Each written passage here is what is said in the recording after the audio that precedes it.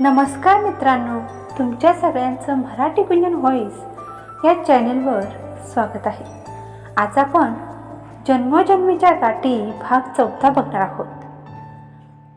दोघांना असे एकत्र बघून त्यांना खूप आनंद होतो, पण त्या दोघांना एवढी लाज वाटते की कुठे लपून बसावं आणि काय करावे हे कळतच नाही. दोघेसुद्धा एकमेकांचा हात पटकरून मागे घेतात. काकू आता चिडवणार या विचारानेच तिला कसं तरीच वाटतं. मी काढते रुतलेली बांगडी म्हणत तिने मिहीरच्या हातातून आपला हात काढून घेतला आणि तिथून पळून गेली. त्याच्या एकदम जवळ आणि त्याच्या हातात हात असल्याने प्रियाला एकदम शहारल्यासारखं वाटलं. मिहीर तिला आवाज देतो, तेव्हा ती त्याच्या आवाजानेच थांबते. तिला बोलतो की नेक्स्ट टाईम जेव्हा येशील ना तेव्हा दरवाजावर नक्की टकटक कर. ती ठीक आहे बोलते आणि तिथून निघून जाते. मिहीरचं बोलणं तिच्या जीवाला लागलं होतं, त्यामुळे अश्रूंनी डोळ्यांमध्ये गर्दी केली होती. प्रिया डोळ्यामधलं पाणी पुसत ओठांवर हलकंसं आसू आणत हॉलमध्ये जाते. हॉलमध्ये मिहीरचे वडील पेपर वाचत बसले होते. प्रिया फुलांची परडी टेबलवर ठेवते आणि तिथून जाण्याच्या प्रयत्नात होती. तेवढ्यात मिहीरचे बाबा तिला बोलतात की गुड मॉर्निंग बेटा, कशी आहेस? तेव्हा प्रिया बोलते की मी ठीक आहे, तुम्ही कसे आहात? मी आलेच आवरून असं म्हणत ती भरभर आपल्या रूममध्ये जाते. दरवाजा बंद करून घेते आणि मोकळा श्वास घेते. बराच वेळ तशीच गप्प उभी राहते. थोड्या वेळापूर्वी सगळं काही घडलेलं तिच्या डोळ्यांसमोर येतं. काय झालं होतं मला? सगळं जग विसरून वेड्यासारखी मी त्याच्याकडे बघतच बसले होते. हातात काच रुतली होती तरी सुद्धा माझ्या ते लक्षात नाही आलं. तिचं लक्ष आपल्या हाताकडे जातं तेव्हा मिहीरच्या हातांची बोटं तिच्या हातावर उमटली होती. आणि येताना ते काय बोलले बरे, जेव्हा केव्हा येशील तेव्हा दारावर टकटक करून ये. किती ॲटिट्यूड आहे त्यांना. माझ्या कसं लक्षात नाही आलं की ते रूममध्येच आहे. जाऊन धडकले त्यांना आणि त्यामुळे वेड्यासारखं काहीसुद्धा बोलता आलं नाही. किती मूर्ख आहे मी, असं ती स्वतःशीच बोलत होती. थोडा वेळ ती आपले डोळे बंद करते तर तिच्या डोळ्यांसमोर त्याचा चेहरा तिला दिसत होता. कसा आहे हा? पहिला हातातली बांगडी काढून किती काळजी दाखवली आणि नंतर कसे बोलले. असू दे, जाऊ दे, मी परत त्यांच्याशी बोलणारच नाही, परत त्यांच्या रूममध्ये सुद्धा जाणार नाही, असं म्हणत तिने दीर्घ श्वास घेतला. तिचा मोबाईल वाजत होता. नक्कीच तिच्या मैत्रिणीचे मिस कॉल असतील म्हणून ती मोबाईल अनलॉक करते. तेव्हा तिचं चुकून म्युझिक प्लेअरवर बोट पडतं आणि गाणं प्ले होतं. मनात माझ्या हजार शंका, तुला मी जाणू कसा रे, तू असाच आहेस तसाच नाहीस, आहेस खरा कसा रे, तू इथेच बसना हळूच हसना, अशीच हवी मला तू, पण माहित नाही मला ही अजूनही तशीच आहेस का तू, नवे रंग सारे नवी वाटे ही हवा, दिसे स्वप्न काही जागताना ही मला, आभास हा छळतो तुला, छळतो मला, आभास हा. गाण्याचे बोल कानावर पडतात. त्या गाण्यामध्ये पूर्णपणे हरून जाते. गाणं जेव्हा बंद होतं तेव्हा ती स्वतःला पूर्णपणे सावरते. तिच्या मनातल्या भावना या गाण्यातून स्पष्ट दिसत होत्या. दुसरीकडे मिहीरला ऑफिसला जाण्यासाठी बराच वेळ झालेला होता. त्यामुळे गडबड घाईने तो रेडी व्हायला जातो. आंघोळ करून येतो, कपडे घालतो आणि आरशासमोर केस विचारत उभा होता. तेव्हा त्याला बागेतल्या फुलांचं प्रतिबिंब आरशात दिसत होतं. त्या सोनचाफ्याच्या फुललेल्या फुलांवर पडलेले पाणी कितीतरी छान दिसत होतं.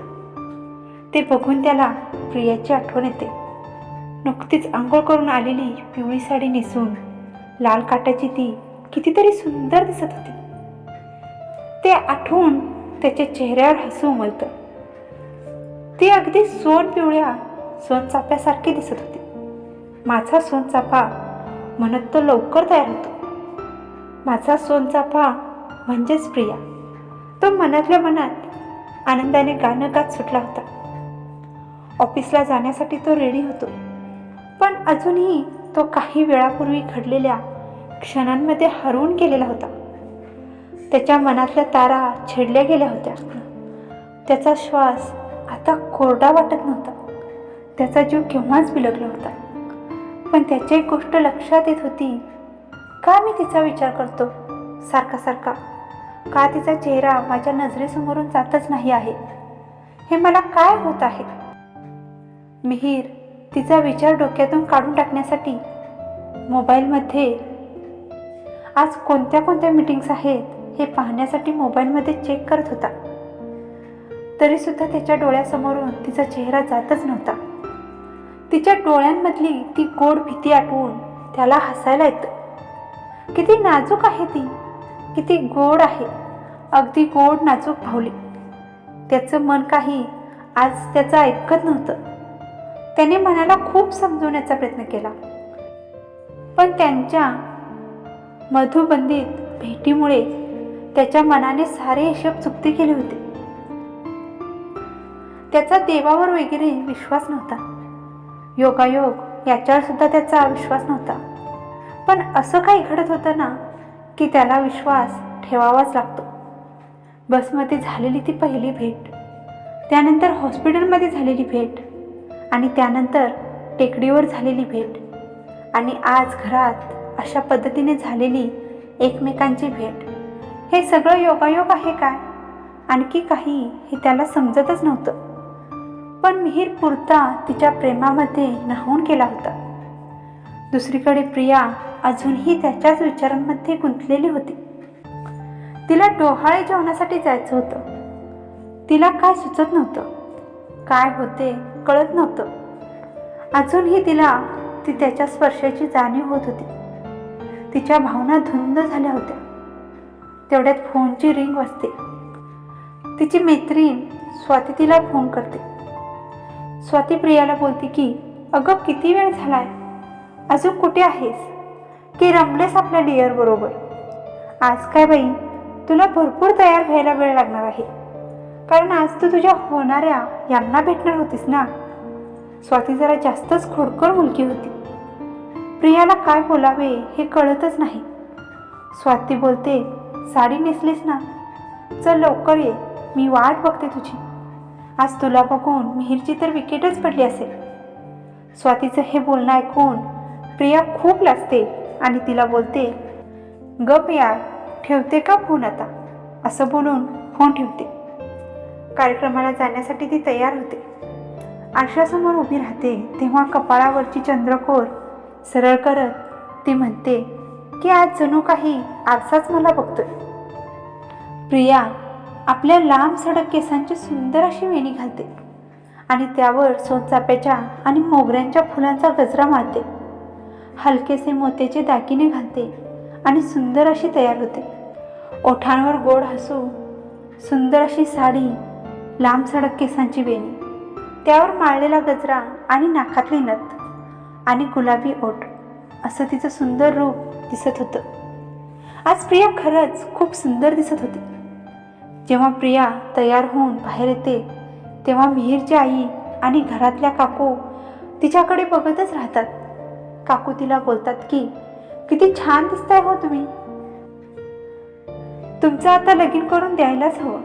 तेव्हा प्रिया खूप लाजते आणि बोलते की काकू तुम्ही पण ना. प्रिया नाश्ता करण्यासाठी डायनिंग टेबलवर बसते तेव्हा मिहीरचा आवाज तिच्या कानावर पडतो. मिहीर आपल्या आईला गुड मॉर्निंग म्हणत जिन्यावरून येत होता. त्याचा आवाज ऐकून प्रियाच्या मनात अनामिक हुरहुर वाटली. प्रिया मिहीरच्या पाठमोरी उभी होती. मिहीरची आई मिहिरला बोलते की प्रियाला बघितलास का, किती सुंदर दिसते. तेव्हा आई प्रियाला त्याच्याकडे बघण्यासाठी सांगते. दोघांची सुद्धा मान खाली होती. दोघे सुद्धा मान वरती करून एकमेकांना बघतात आणि मिहिर तिच्याकडे श्वास रोखून बघतच राहिला होता. मिहिर सुद्धा खूप सुंदर दिसत होता. ब्लू शर्टमध्ये त्याचे रूप अगदी आणखीनच खुलून दिसत होतं. ती सुद्धा त्याच्याकडे बघतच राहते. दोघांची सुद्धा नजरानजर होते. तेव्हा ती लाजून नजर दुसरीकडे फिरवते, कारण नकळत तिचं मन त्याच्याकडे ओढलं जात होतं. त्याचं व्यक्तिमत्व भारावून टाकणारं होतं. ती मनातल्या मनात स्वतःला बडबडते, अरे यार किती डॅशिंग दिसतोय हा. त्याच्यासुद्धा तोंडातून नकळत शब्द बाहेर पडतात, अरे वा किती सुंदर दिसते, अगदी मराठमोळी, माझा सोनचाफा. तेवढ्यात आई दोघांना आवाज देते. आईच्या आवाजाने दोघे सुद्धा भानावर येतात. सगळे मिळून नाश्ता करायला बसतात. तेव्हा मिहिरचे बाबा मिहिरला विचारतात की तू प्रियाशी भेटलास की नाही अजून.